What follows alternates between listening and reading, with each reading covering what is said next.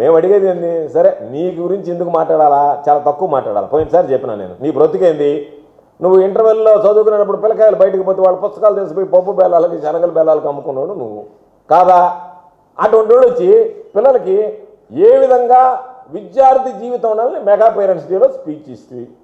నీ బడ్డబడ నీ బ్రతుక్కి నువ్వు పోయి పిల్లకాయలకి వాళ్ళు ఏం చెప్పాలి? నువ్వు విధవరాలకు తీస్తే నాలాగ బతకం, నువ్వు వాళ్ళకి ఏం చెప్పాలంటే ఆ మెడికల్ అయితే చెప్పగలవు. నువ్వు ఇంటర్వెల్లో వెళ్ళిన తర్వాత ఎట్ట కాచుకొని ఉండాలా, ఆ పుస్తకాలు ఏ విధంగా కొట్టేయాలా, ఏ అంగట్లో వేస్తే వాళ్ళు నీకు బెల్లం శనగలు పెడతారని చెప్పి దాచి చెప్పడం, ఆ మెడికల్ చెప్పడంలో నువ్వు నేర్పరవి. అంతేగాని నువ్వు చదువుని గురించి చదువు సింజలేనటువంటి వాడు నువ్వు పోయి మాట్లాడుతుంటావు. దాని మీద ఆయన మాట్లాడే అన్ని పాములని చెప్పాడు.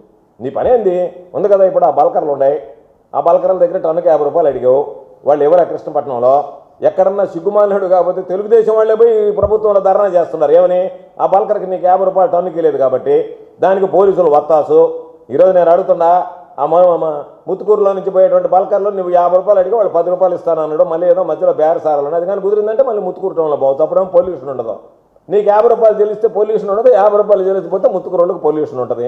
నీ బ్రతుకు నువ్వు ఒకటి మాట్లాడేటువంటి వాడివి. ఎందుకు నువ్వు అనవసరంగా ఒకటి అడిగి 100 అడిగించుకుంటావు?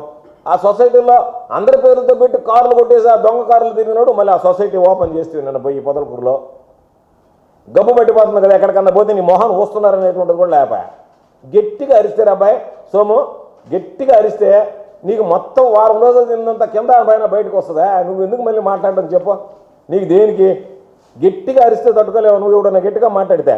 అందుకని చెప్పి ఆయన ఏదో చెప్తున్నాడు కాబట్టి నోరు మూసుకొని అన్నీ కూడా మూసుకొని ఒళ్ళు అదుపులో పెట్టుకొని జాగ్రత్తగా ఉంటే మంచిది తప్ప నీ ఆ కైపు మాటలు మాట్లాడితే ఆ కైపు దిగిపోద్ది అనేది ఉంటుంది. గుర్తుంచుకో. నువ్వేదో పెద్ద వీరుడిలాగా మాట్లాడుతున్నావు.